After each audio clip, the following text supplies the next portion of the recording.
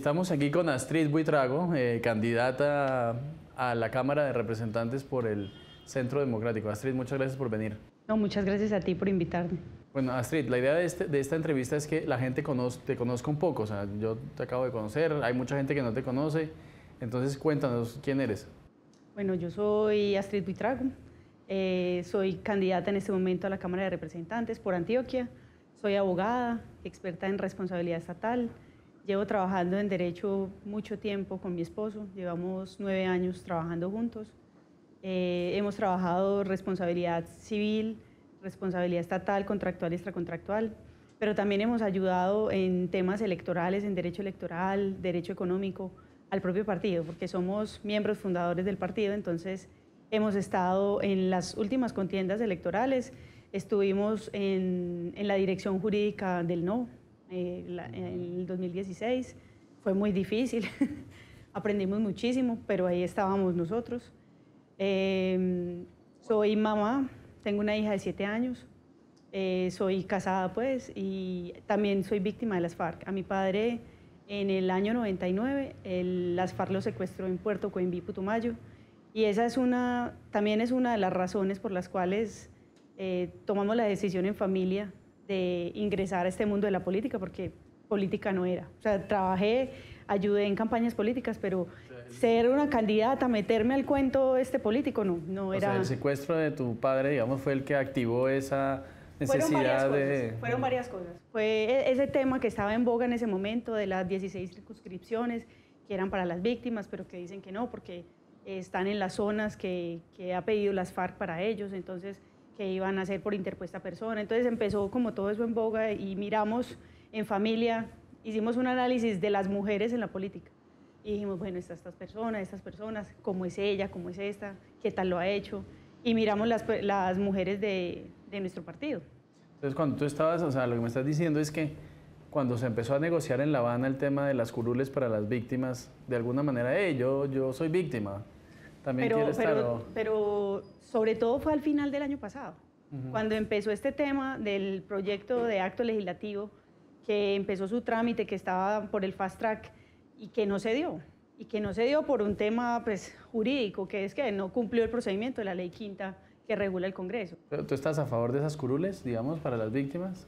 No, la verdad no, pero porque nosotros entendemos que no van a ser para las víctimas, porque la influencia de este grupo, de las FARC, en esas zonas donde querían hacer el tema de estas circunscripciones especiales para las víctimas, tienen una gran influencia de las FARC. Entonces, ¿qué decíamos? Nos da temor que no vayan a ser, que siendo víctimas, por ejemplo, o no siendo, vayan a estar con una influencia directa de estos personajes. Entonces, claro. En ese momento fue eso, más la situación actual del país, más una coyuntura de partido, más el pensar que las mujeres que nos formamos, que conocemos un poco el movimiento político, que estamos en estas contiendas, que conocemos a fondo, digamos, una campaña, de qué se sufre, de qué se vive. Claro que viviéndolas en acompañamiento, no como candidatos, ya eso es una cuestión totalmente distinta.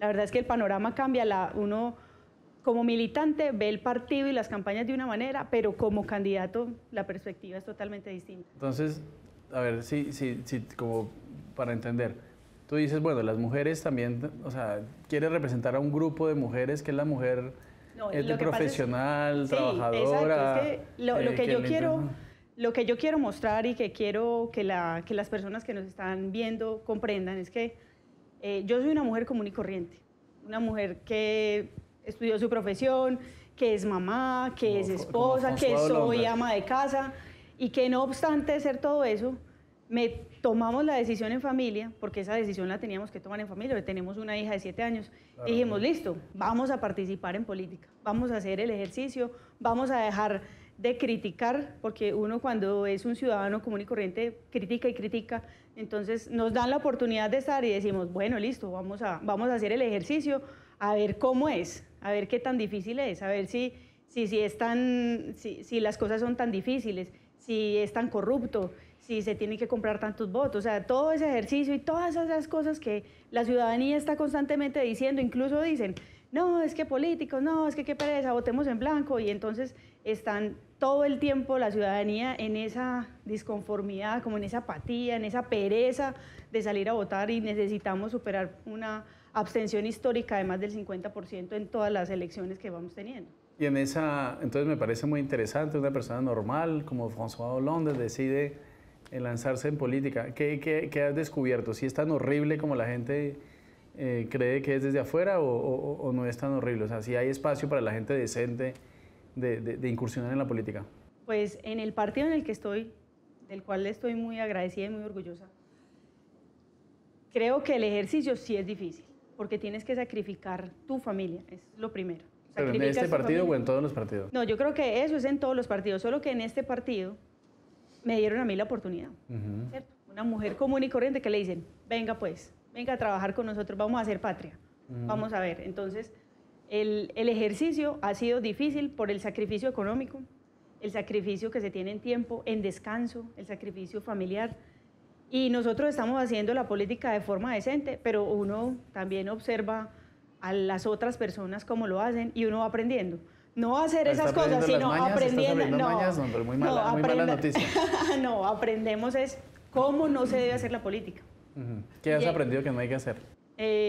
Por ejemplo, darse codo entre los mismos candidatos, por ejemplo, que integramos un mismo partido, respetarnos, trabajar en equipo, incluso respetar a los otros. Porque todos estamos haciendo el mismo esfuerzo. Todos tenemos que hacer un esfuerzo económico para poner vallas, para poner pasacalles, para volantear, para buscar personas, para buscar este tipo de entrevistas para que nos den a conocer. Entonces, mientras mejor lo hagamos y mientras el ejercicio sea decente, sea respetuoso, sea considerado, tenemos más posibilidades de llegar. Por ejemplo, en nuestro partido nosotros aspiramos más curules de las que tenemos en Cámara, por ejemplo. Entonces, mientras mejor se haga el ejercicio, como, qué rico, bueno, vamos a trabajar así, a vos te está yendo bien, vos te ganaste unas cuñas de las que rifaron, qué nota, me alegro mucho, a mí me toca conseguir la plata para pagarles. Es un esfuerzo colectivo. Sí, entonces es aprender que la política sí se podría hacer así, y que aunque se necesita mucha plata, porque uno dice, ve, es que acabo de venir de Urabá y me tocó salir con 50 millones de pesos, uy, ¿cómo así? ¿Y por qué saliste con tanta plata? No, porque allá la conciencia en otras regiones o en unos ciertos grupos, pues yo digo, los propios políticos son los que han fomentado, digamos, ese tipo de conductas muchas veces. Eres representante de la Cámara. ¿Cuáles son tus proyectos de ley? O sea, ¿qué vas a hacer en la Cámara? Bueno, mi bandera de campaña se llama la familia colombiana. La familia. ¿Por qué? Porque tengo una hermosa familia, porque me interesa defender la familia colombiana, pero en especial la familia militar y la familia policial. ¿Tu familia es militar o policial? Sí, yo soy esposa de un soldado de la patria, que fue marino de Colombia también. Entonces, él tiene muchos compañeros que están activos y otros que están en reserva, con los cuales he podido conocer la problemática que ellos tienen. Ellos en este momento se encuentran en una especie de abandono del gobierno, porque les ha venido disminuyendo beneficios, presupuesto. Entonces uno los ve, por ejemplo, sin poder mover cualquier aparato que necesiten para mover, porque no tienen combustible. Los ve lavando el uniforme todos los días porque no tienen uniforme. Los ve sufriendo haciendo la fila para que les entreguen un medicamento hasta una semana completa. Aquí tenemos un cantón naval en Turbo y entonces los vemos tristes y uno llega por allá a visitarlos y apenas lo ven a uno con la niña, hacen como, qué rico, pues porque están solos y sin su familia, porque no tienen un barrio naval donde pudieran vivir, por ejemplo, con sus familias.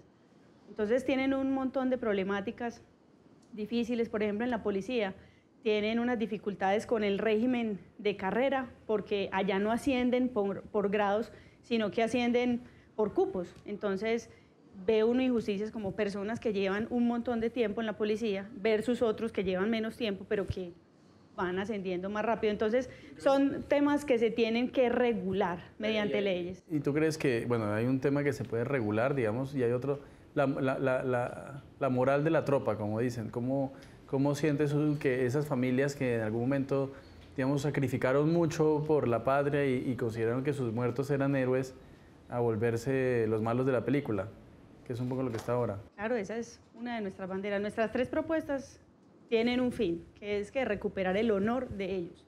¿De quiénes? De nuestros héroes. Ellos son los verdaderos héroes de la patria. Ellos son las fuerzas del orden y por ese motivo no pueden ser equiparados a los guerrilleros, porque ellos eran las fuerzas constitucionales de una nación combatiendo el terrorismo, el narcotráfico y todas esas formas que ellos tienen y con las que supuestamente van desarrollando su ideología, pero uno qué conclusión puede sacar como colombiano común y corriente a pie. Uno dice, no, es que la ideología de ellos es el dinero. O sea, ellos ¿qué negocio tienen? El negocio más capitalista de todos, que es ¿cuál? El narcotráfico. Sí, ellos se cambian de parche y entonces en una están aquí, en otra están aquí, pero finalmente, ¿cuál es su objetivo? El narcotráfico. Entonces, en ese orden de ideas, nosotros en esta campaña proponemos defender el bienestar de la familia militar y policial, de los activos y de los que están en reserva. Porque, ¿qué significa estar en reserva? Los que están en reserva son los que ya se retiraron y fueron activos o las reservas profesionales, aquellos profesionales que vienen a ser parte de las fuerzas, pero ya como profesionales. Y para todos ellos queremos y apoyamos una ley que está proponiendo nuestro candidato presidencial Iván Duque, de la ley del veterano, del reservista, del nombre que se le vaya a poner, pero es darles un poco de beneficios, de desahogos tributarios, fiscales y de todos esos temas que se tienen que trabajar con ellos.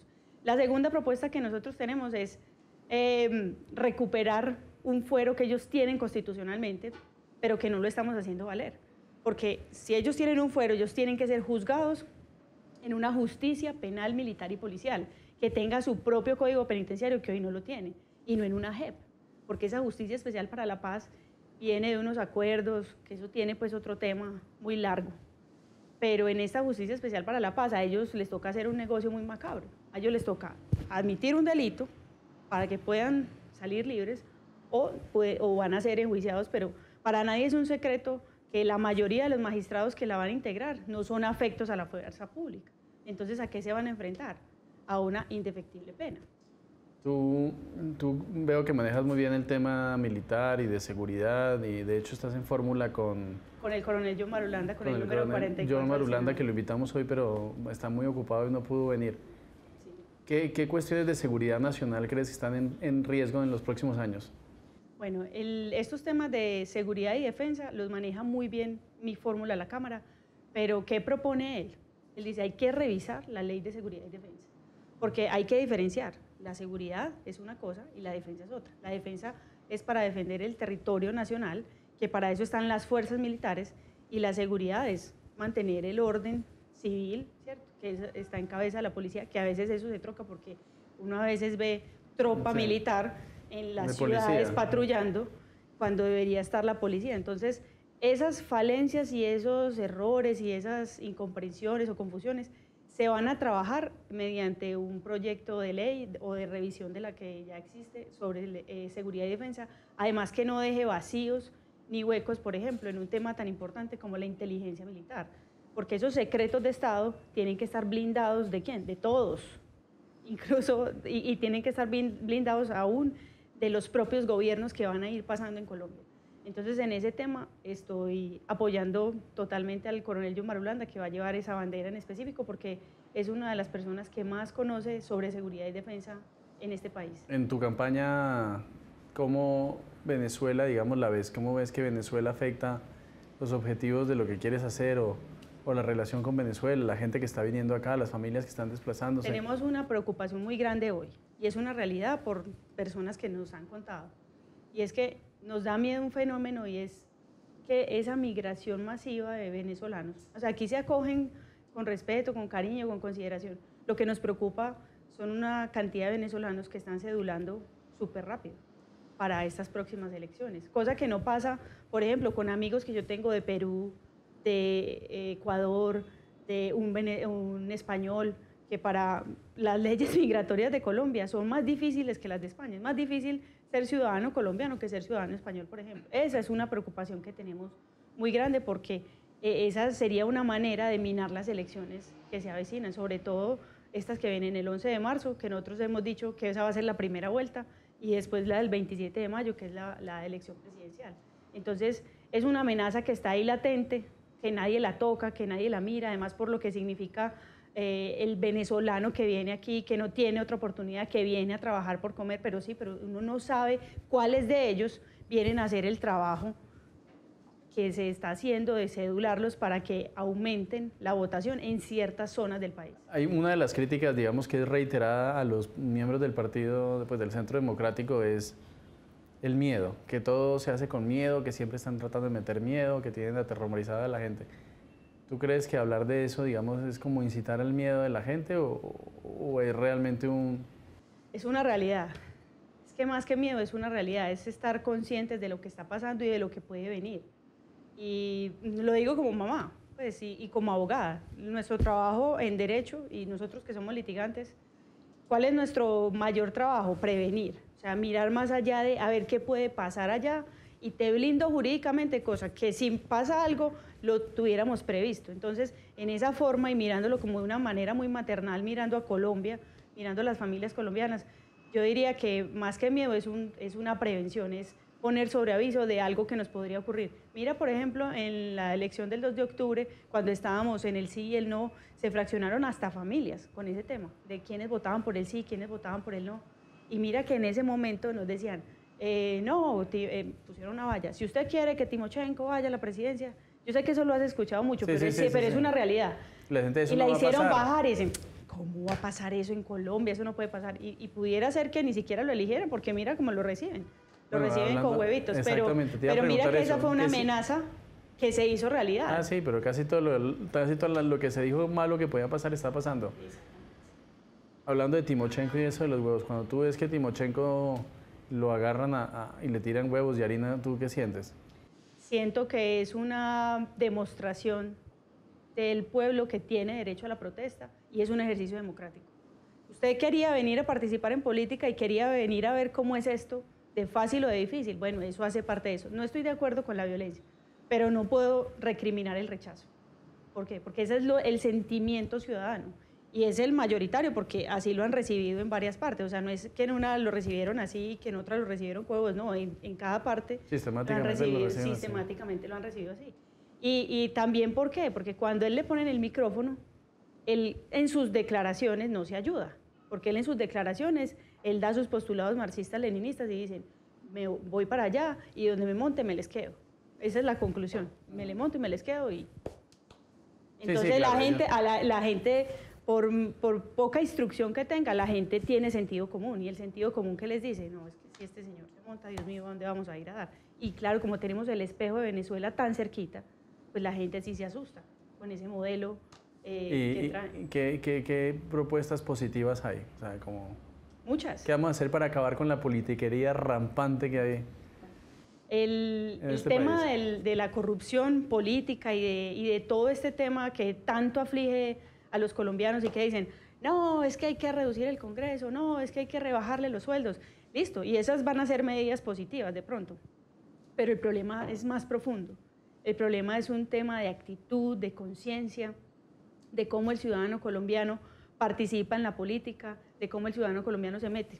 Este caso, por ejemplo, o sea, yo soy técnica, soy jurídica, soy una abogada, y como una persona común y corriente, así como estamos tú y yo hoy aquí, puede que llegue. Entonces, llegando allá al Congreso... Vas a llegar. Amén. Ponerle positivo. Llegando al Congreso, ¿qué vamos a hacer? Pues nosotros somos nuevos en el Congreso, somos la sangre nueva, va a ser, como dicen por ahí, ya no la generación del 14, sino la generación del 18, que vamos a tratar de hacer cosas buenas y vamos a trabajar con juicio. ¿Qué tengo yo, por ejemplo, para ofrecer? Que como soy abogada, me ha tocado estudiar la Ley Quinta, entonces tengo por lo menos conocimiento y trabajé en el Congreso. Cuenta a todo el mundo qué es la Ley Quinta. La Ley Quinta es el reglamento del Congreso. Ajá. ¿Qué va a hacer un congresista del Congreso? Bueno, eso está en la Ley Quinta. Entonces, en esa Ley Quinta, pues tuve oportunidad de estudiarla como abogada. Entonces viene el reglamento. Sí, y entonces uno no vaya a improvisar. Estuve también trabajando en el Congreso, entonces tuve oportunidad de ver cómo son las comisiones, qué es lo que hacen. Digamos, nosotros queremos ir a la Comisión Segunda, que tiene que ver con todo el tema de las fuerzas militares de Colombia, de las fuerzas militares y policiales de Colombia.